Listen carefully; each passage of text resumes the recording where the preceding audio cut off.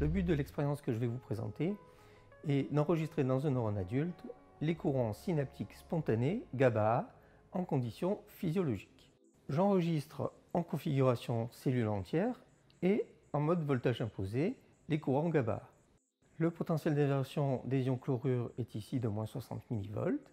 Je maintiens le potentiel de la membrane à plus 10 mV.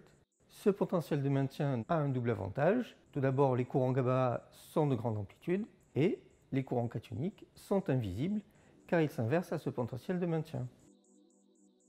Remarquons que dans ces conditions, les courants GABA sont sortants, c'est-à-dire qu'ici on a des déflexions de la ligne de base vers le haut, ceci car les ions chlorure entrent dans le neurone. La baisse de temps d'environ 250 millisecondes donne une indication sur la longue durée des courants et sur leur fréquence d'apparition.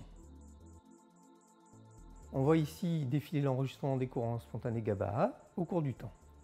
Ces courants ont une amplitude variable de l'ordre de la dizaine de picoampères.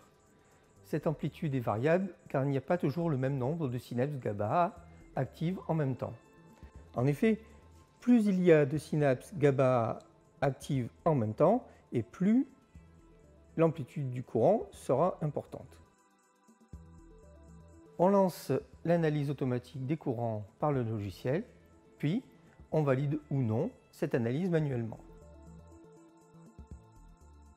Alors, les paramètres qui nous intéressent sont pour chaque courant son amplitude, c'est-à-dire l'amplitude de la déflexion, ici mesurée entre le point jaune et la croix rouge, le temps de croissance du courant que l'on mesure entre le point jaune et la croix rouge, le temps de décroissance que l'on va mesurer maintenant entre le croix rouge et le point violet.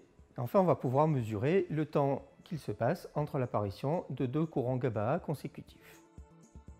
En conclusion, les courants synaptiques spontanés GABA enregistrés en conditions de concentration physiologique en ions chlorure renseignent sur le taux de connexion GABAergique des neurones enregistrés. Ceci permet de comprendre l'activité des synapses GABA afférentes aux neurones enregistrés dans des conditions d'activité optimale du réseau.